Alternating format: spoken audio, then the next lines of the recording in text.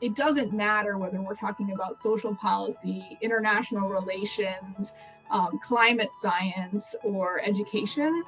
The findings have been very consistent about what it takes to get research used, which is it's shared in the context of a trusted relationship. It's like a theme of this podcast, which is, and it could be with an individual or a trusted organization, that the work is relevant, timely and topically relevant to the decision being made. Again, something else that I've talked about a lot today.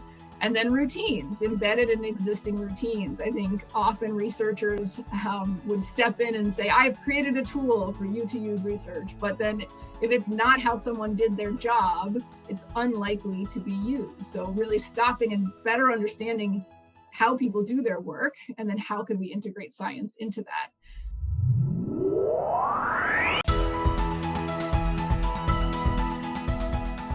I'm JB Wogan from Mathematica, and welcome back to On the Evidence. For this episode, I'm joined by Mathematica's Emily Moiduddin, who is an expert on early care and education, including Head Start and Early Head Start, which are free, federally funded programs designed to promote school readiness for infants, toddlers, and preschoolers. Welcome, Emily. Thanks, JB. I'm glad to be here. So, Emily, we have a very special guest who we interviewed together, Lauren Supplee. What should listeners know about Lauren? Well, JB, Lauren heads the Office of Planning, Research, and Evaluation at the Administration for Children and Families, also known as ACF, or OPRE within ACF, which is part of the U.S. Department of Health and Human Services. She has a few different job titles. She's the Deputy Assistant Secretary for Planning, Research, and Evaluation at ACF. She's also the Chief Evaluation Officer and Scientific Integrity Officer at ACF. So basically, she's one of the leading voices within the federal government on the use of evidence in social policy. And I'll note she spent a good part of her career focused on the area most near and dear to my heart, early childhood. Well, that sounds like a really important job and right up our alley here at On the Evidence and Mathematica. I know we're going to talk today about a report issued by the White House in May of this year called the Blueprint for the Use of Social and Behavioral Science to Advance Evidence-Based Policymaking.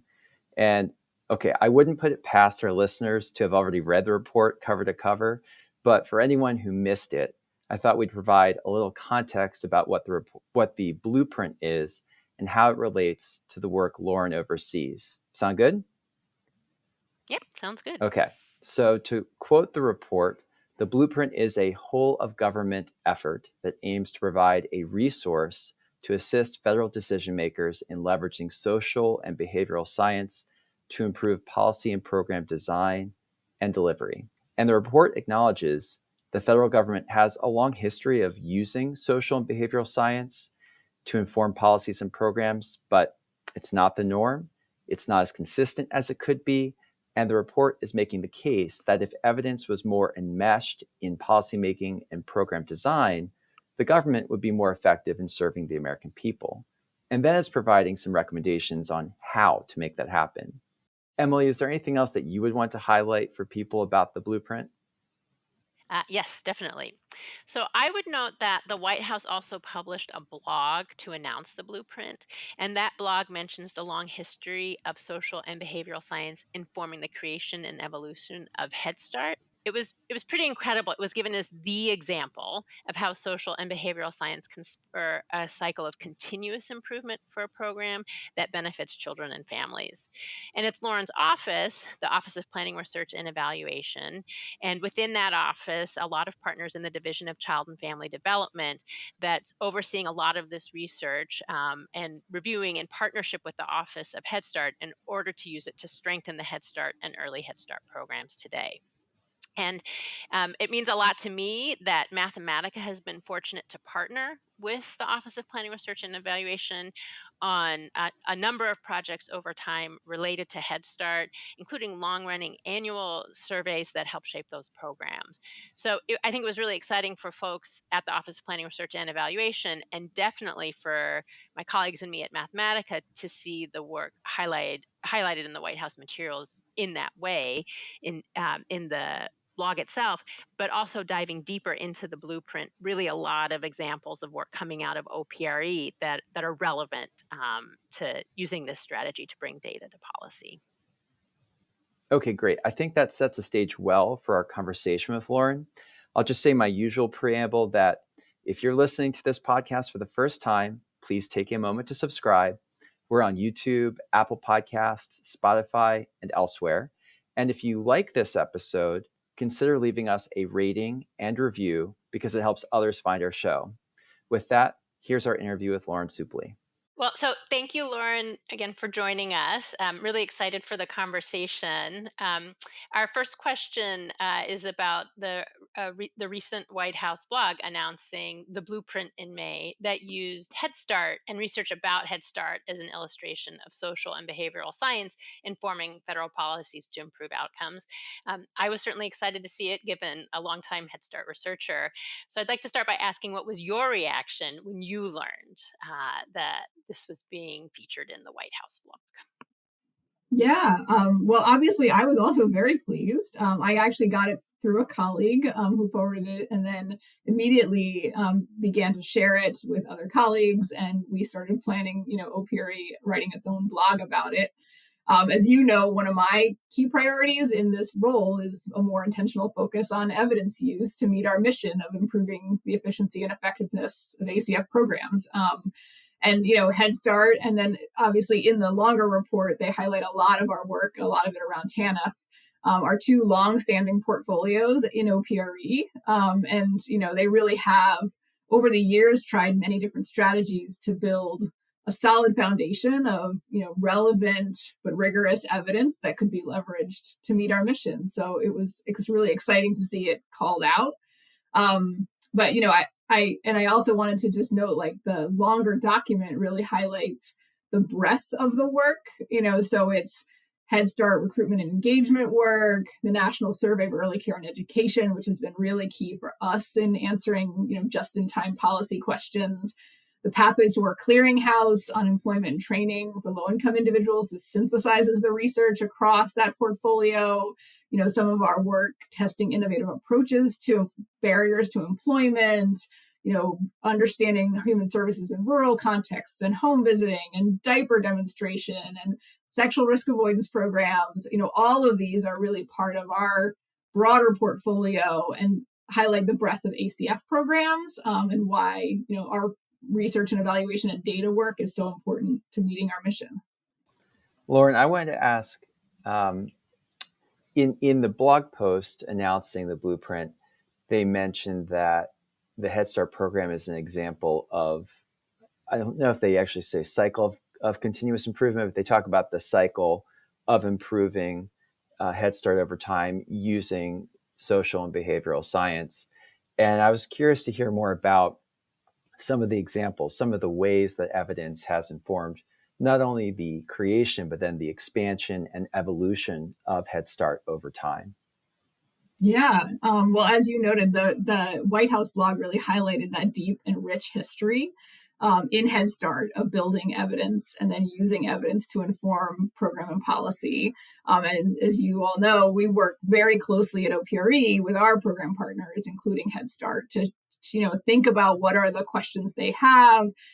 How can we do research in response to that? How do we then interpret findings and understand, collaboratively how they might, apply to open policy questions? It really is a partnership-based portfolio. So in that vein, I thought it would be helpful to share some specific stories from colleagues in the Office of Head Start that really, I think, bring to light this particular, your question. So I often write in my own blog series about my frustration of when people say, research just isn't used in policy. And that's because they're taking a very narrow view of research use. They're only thinking about one type, which is in the research on research use field called instrumental use. So one piece of research answers a specific question, but that's exceedingly rare. It's not typical that a single piece of research is perfectly aligned with the complex issues that come up in policy contexts. And if people have that notion, and that's the only way they think research is used, of course they're going to think it's not being used.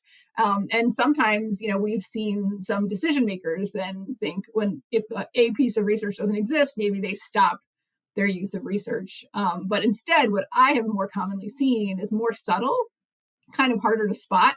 And that's often seen as things like conceptual use, where a body of research changes how someone thinks about a topic or a problem. So in that vein of conceptual use, a great example was when Head Start was trying to grapple with whether and how to expand program service duration. And this was several years ago. The Head Start staff wanted to know what are the right number of hours to require, but no research answered that exact question. So instead, they worked with OPRE, they used the body of research. So there were few studies specific to Head Start, like the Head Start Impact Study, but they also then looked at research from pre-K or half-day kindergarten. There was research examining, what it took to effectively implement early childhood curriculum and teacher practice, and showed that teachers really need a solid amount of time on each aspect to engage kids in a thoughtful and intentional way in science or math or reading. And that just wasn't possible in a 4-hour day. There was research about, the loss of learning over the summer, and all of this together built the case that a 3.5-hour program wasn't enough duration for Head Start kids. So to that end, there was a body of research that really told Head Start and informed that policy in the direction that a cumulative exposure and duration of services over the year was really the right direction. And there's a great blog that Colleen Rathgeb wrote back in 2016 about this experience that I can provide, so that you can provide it in the show notes.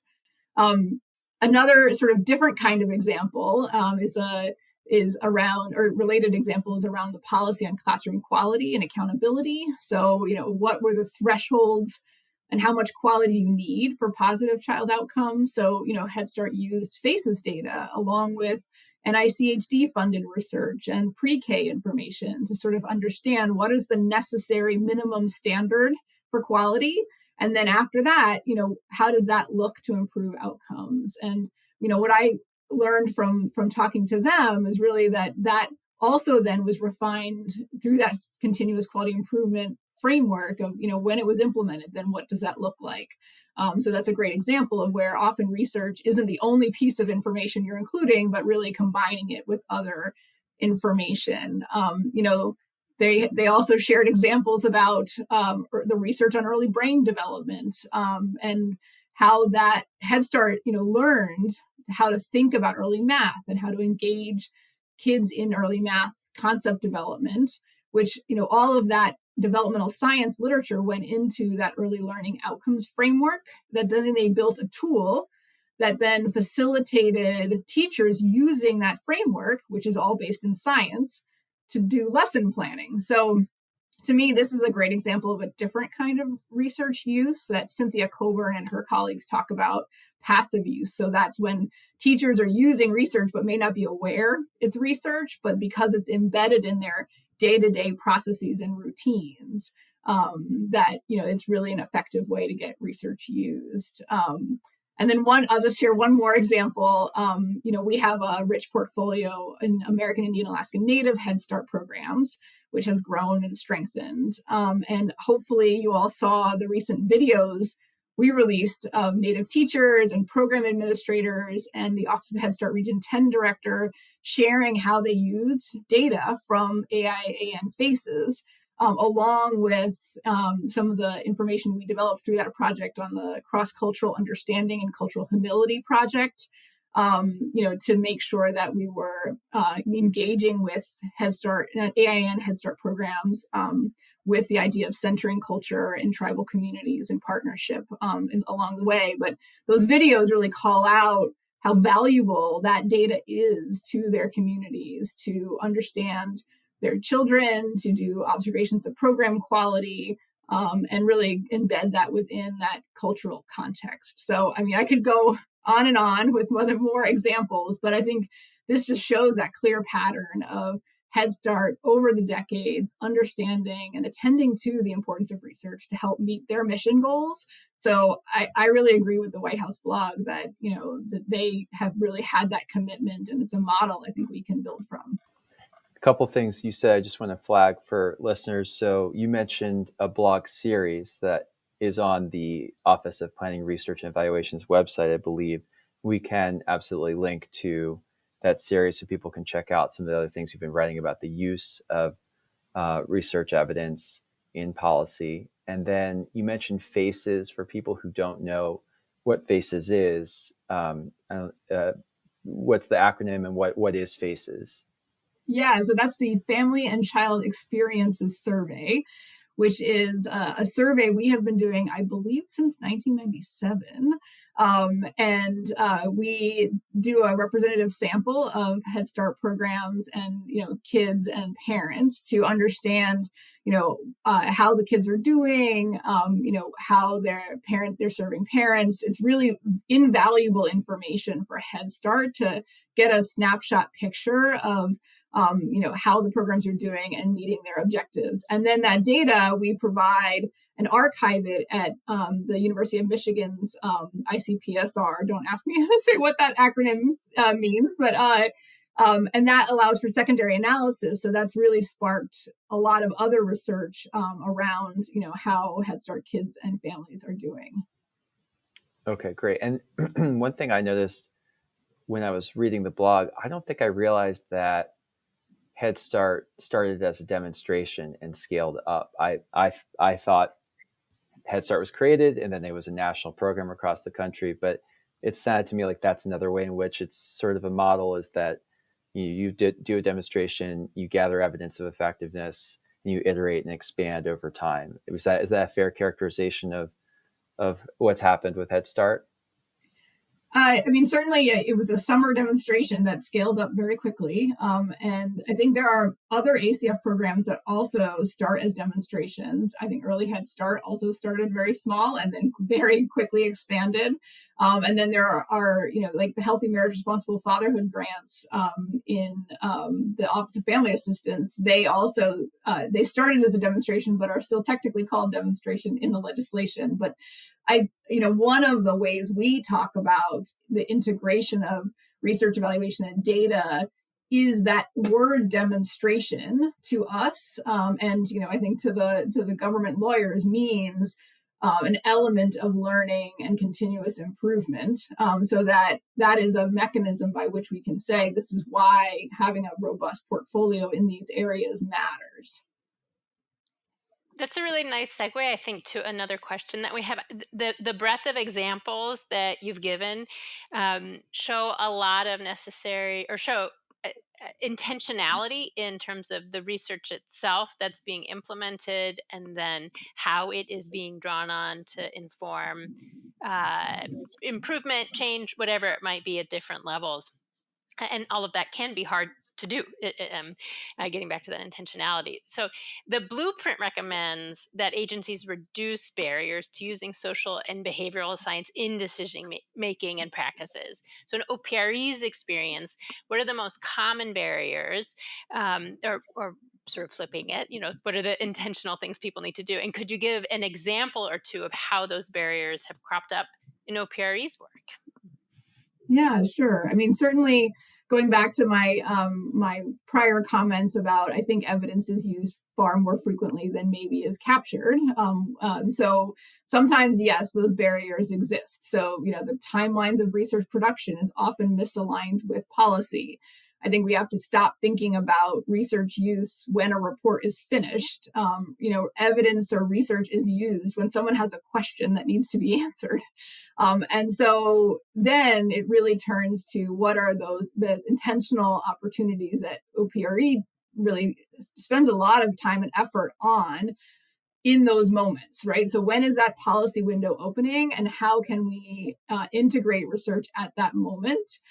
So that might be, the time and attention we spend in being a trusted resource for research to inform that question, to be seen by our program partners as, good listeners who understand the context, who understand how to work collaboratively with them to apply the information.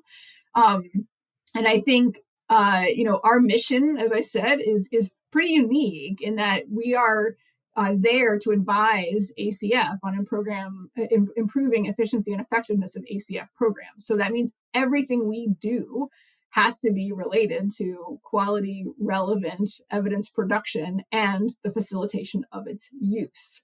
So, I think very carefully about how we are intentional within existing individual and organizational routines. Like I mentioned that the teacher support in the early learning outcomes framework, that's a good example of a routine at an individual level. Instead, we have routines at ACF's level. So that's like our evaluation policy. It's a key piece of infrastructure that has these conditions that facilitate research use at its core. So, that's where the idea of creating relevant research is really central. We also have these systems to build trusted relationships, but we also then, find ways to integrate OPRE into regular government routines. So that's budget formulation processes. We have when we have policy formulation or decisions about implementation or regulations being developed, because we have those trusted relationships, we can integrate ourselves into that process to be at the table, to contribute how research might help strengthen that particular decision, or maybe raise new questions that have to be answered. So I am constantly thinking about how we can continue to really be intentional about the infrastructure we're putting in place at ACF to help us meet our mission. And I hope that we actually have more examples of facilitators than barriers. That's great. Facilitators rather than barriers. That's awesome. So I had a question about what the blueprint means for OPRE's work, because you guys are such leaders already in the use of social science in public policy and applying it for social policy. So I wondered, to what extent does it just affirm what you're already doing, and to what extent does it call on you to change business as usual? Yeah. So, just to call out a little more specifics of what the blueprint talks about, they're encouraging agencies to develop strategies to build durable evidence ecosystem. And I have to say, I love the term evidence ecosystem. It's something that we've been talking a lot about in this Transforming Evidence Network, which is an international interdisciplinary network of people who sit at this intersection of research and policy, because we're all sort of creating evidence ecosystems. But the blueprint, wants this evidence ecosystem to promote meaningful engagement within and external to the government, build capacity of the workforce related to social and behavioral sciences, and facilitate the generation of new evidence. So, these are many of the things that OPRE has and will continue to make investments in that infrastructure I was just talking about. We are we're really in a good spot in that we are one of the oldest evaluation offices in the government in the sort of social sector. So as such, we've benefited from the time and experience it takes to develop that portfolio and those strategies and those relationships. So from that standpoint, I think many of the actions in the blueprint are things that we already have, but I think are roadmaps for other agencies. And actually, earlier this year, I and colleagues in some of the other longstanding offices wrote a blog about what it takes to build that infrastructure and how long that road actually is. We've been here 30 years come next year. Other offices were 15 years, and really saying, this doesn't happen overnight, but it can happen. So, I mentioned earlier our evaluation policy. We actually were the second government office to create one. It was in 2012. And, I think that has really centered our work at ACF. But then we updated it in 2021 to more explicitly include language around centering lived experience and answering more questions about what works for whom under what conditions. Then, I think the Evidence-Based Policymaking Act of 2018 calls out the importance of learning agendas as another piece of infrastructure to build that partnership-based relevant work. We started doing that before the Evidence Act. Maybe we were some of the model for it, but we do all of our budget formulation in partnership with our program offices. And you may have seen we recently released a learning agenda on our welfare and self-sufficiency work. And that really is, I think, a true model of a co-produced, intentional, long-term research plan that will help structure the work going forward and make sure it's useful to the Office of Family Assistance. In another example, our evaluation policy centers transparency as a principle, and we have upheld that for many years, applying open science activities. And even before the open science movement kicked off, I remember someone calling me and saying, I want to talk to you about this open science. And I thought, well, we already post everything online. We archive our data. We post all the measures. I think we're doing a lot of these things already. And so I appreciate the roadmap that the blueprint provides, and it can help be a resource to us to point to say why what we're doing matters. But I think we see our role as really then saying, what's next? So how do we then take what we're doing and strengthen it for the future? So, for example, we have prioritized, hearing from lived experience in our work. And then at the same time, we had a recent project where we had an actual community advisory board to advise us internally about our own processes to make sure that we were following, what internally as well as externally, what we're saying we want to prioritize. And our new ACF data strategy is another key document to say, okay, this is where we need to go in the future to build ACF's ability to really strengthen evidence production and use. Our next question really gets at some of what you were raising here about this connection between history and where we're going moving forward. And you mentioned, for example, the timeline of the Evidence Act. We're roughly at the 5-year anniversary of that being signed into law.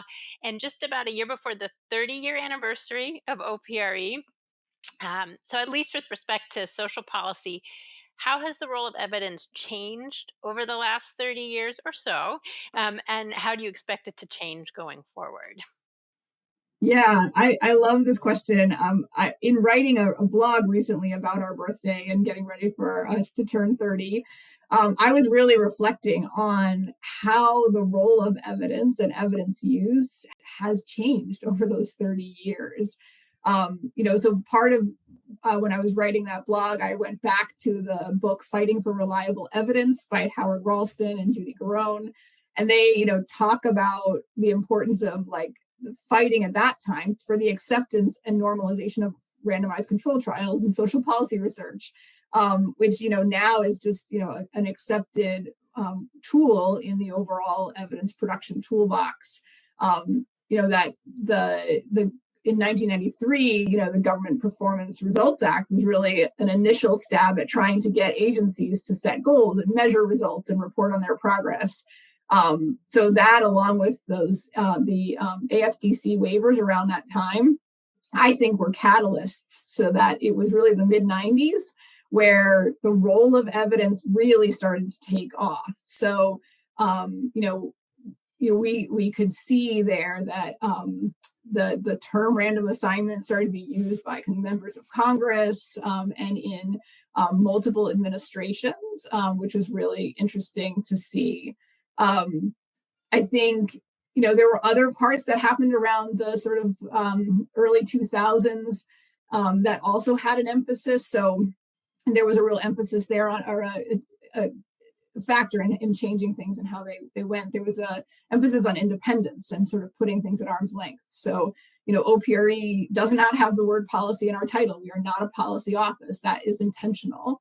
I also think that, though, in the early stages, that sort of separation may have reduced the relevance of some of the work. So I think we're shifting in this space where how do we maintain our independence as it's important, but also continue to make sure that we're doing relevant work that is for our program partners. I think some of that arm's length also led to some mistrust and resentment in some social policy programs about research. We always probably told them what they were doing wrong, and that didn't really engender trust. So, I think that's where a lot of that relationship building I mentioned is really key. In the mid 2000s, so the Bush administration and then the Obama administration then really started directing resources to evidence in decision making. So that was, certain grant programs where evidence was tied to decisions about funding. That was when, many of the systematic reviews started to emerge, like What Works Clearinghouse, and standards of evidence in fields started to emerge. And I think, we responded and started to grow. And then our office, when this is my second tour of duty in the office, when I left, we were about 45 people, and we've returned to more than almost triple in size. And that is in large part because the role of evidence in government has just become very solidified, that programs understand why it matters. They understand they need to measure these things to understand what's going on, which is really exciting to see. And then the bipartisan Foundations for Evidence-Based Policymaking Act of 2018 really was another launching point. As you mentioned, Emily, it's about the 5-year mark, but it really, it allowed OMB to really call for a broader definition of evidence, to call for more investment in data infrastructure and technology, thinking about new methods. I think it was around this time that really evidence became part of core government operations, and civil servants saw it as something that really was part of their job, which just, again, another launching point to shift into the solidifying of evidence as like a core important operations. And then, of course, now this current administration has multiple executive orders and White House memorandums on scientific integrity and indigenous knowledge, and the use of data to reduce inequality. And so we're continuing to respond in looking at participatory approaches and this new data strategy I mentioned, and how we build like local grantee capacity to use data and formulate research questions to strengthen their own practice. I do want to also mention, when you're talking about sort of the future, you may have seen there was a new HHS scientific integrity policy that was released a couple weeks ago. And one of the reasons why I think this is particularly exciting is that it defines science very broadly. So it includes the many different ways social and behavioral science is generated and used, and now includes important protections to ensure that those findings are accessible and used. It covers the development of science, the dissemination of science, the professional development of government scientists. So I think this could be another sort of pivot point to help think about the broad ways that we can incorporate science into policymaking. And then I know you asked about sort of where we're going. So at least what I've been thinking about for the next 5 to 10 years is, continuing to draw on the research on research use, on the science around how and why evidence is used in policy and practice.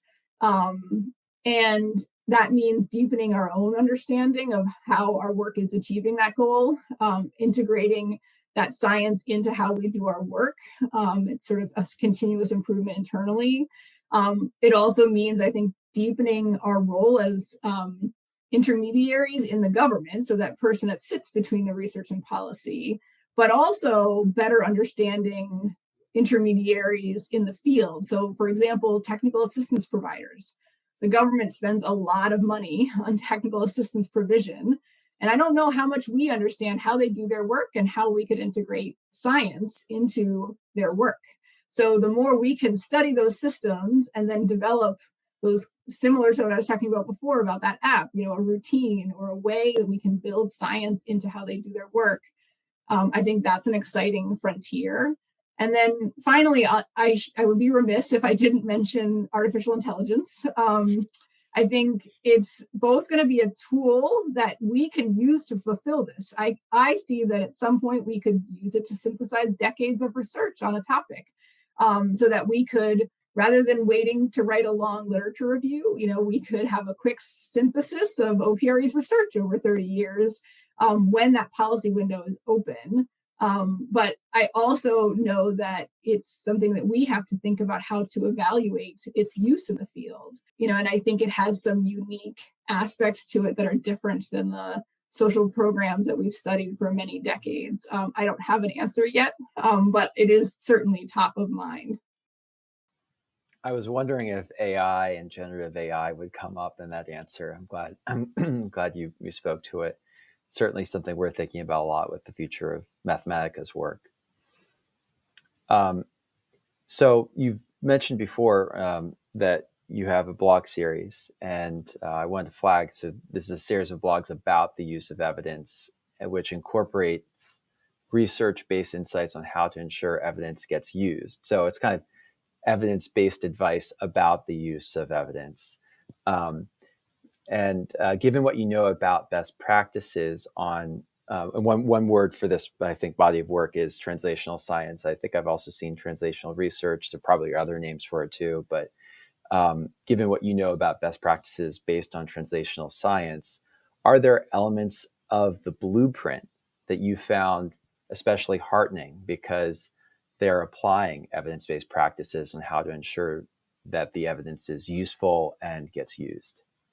Yeah, and thanks for highlighting that blog series. I've written that series to make sure that people are aware that there is this empirical body of research. I think often researchers, while we might bemoan when someone uses an anecdote to justify a policy, we were most of the time using anecdotes to justify our own sort of practice and dissemination of science.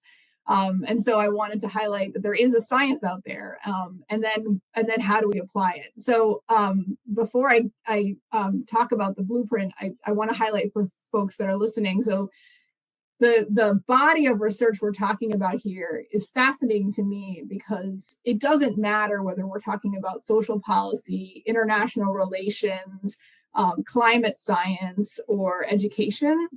The findings have been very consistent about what it takes to get research used, which is it's shared in the context of a trusted relationship. It's like a theme of this podcast, which is, and it could be with an individual or a trusted organization, that the work is relevant, timely and topically relevant to the decision being made. Again, something else that I've talked about a lot today.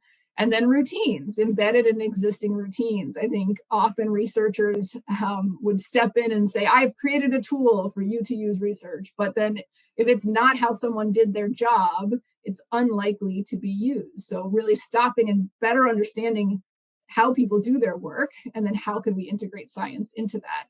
So it's really about human behavior and organizational systems rather than disciplines. And so when we go back to the blueprint, I will say it's not specific to the blueprint. They actually highlight a lot of things in there that are also in the Evidence Act and the OMB guidance related to that. But you can see threads of the relational partnership-based approach to science generation, planning and using those learning agendas, those co-produced, to get relevant research over time, to build that trust. They mentioned research practice partnerships, another way of, co-producing research together.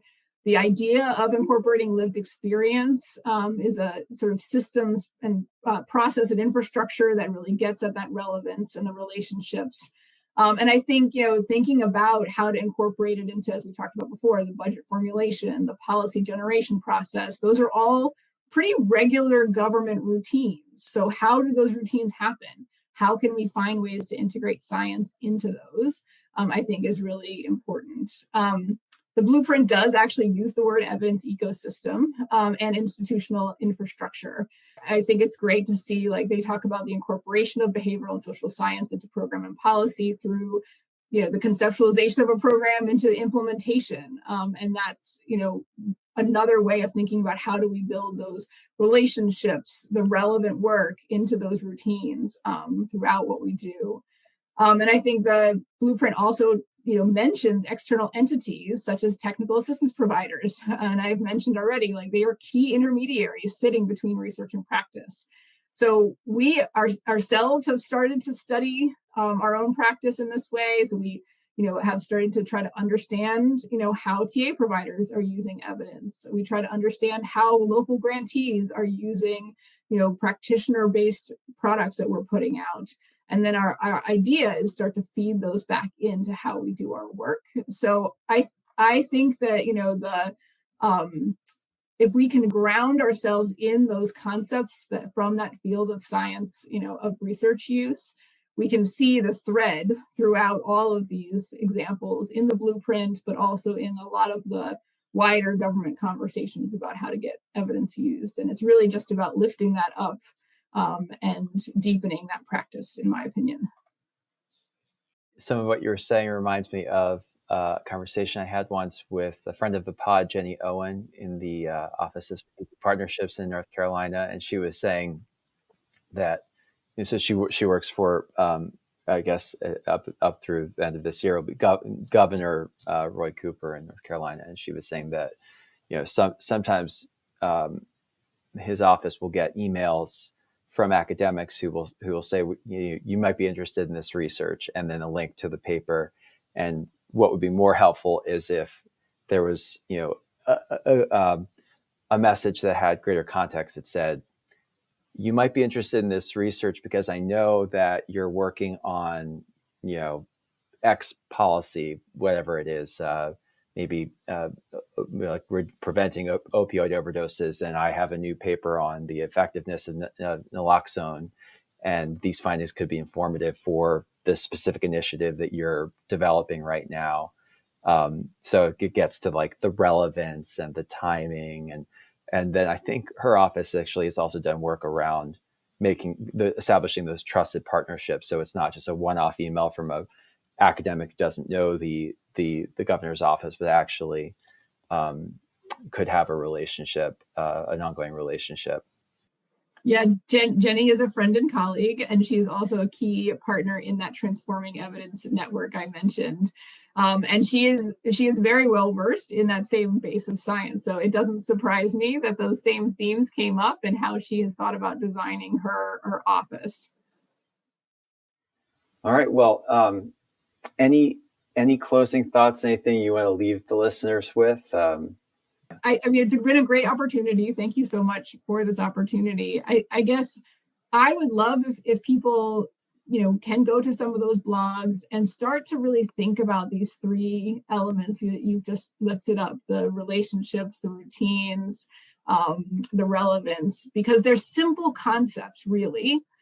But all of the research right now is pointing to them as really important foundations for getting research used in policy and practice. And if we deeply understand them and start embedding them in how we think about our work, I think it could have the potential to really transform the role of science in policy and practice. And the three themes was that routines, relevance, and relationships. Great. All right. It's a great note to end on. Lauren, thank you so much for speaking with us today. Yeah, thank you so much for your time. And Emily, thank you for joining us as a co-host today. It was a lot of fun. Thanks again to our guest, Lauren Supplee, and thanks to Emily Moiduddin for joining me as a co-host for this episode of On the Evidence, the Mathematica podcast. In the show notes, we'll link to resources referenced in the conversation, so be sure to check those out. This episode was produced by my Mathematica colleague, Rich Clement. If you like the show, please consider leaving us a rating and review. We're on YouTube, Spotify, Apple Podcasts, and elsewhere. It helps others discover the podcast. And to catch future episodes, subscribe at mathematica.org/ontheevidence.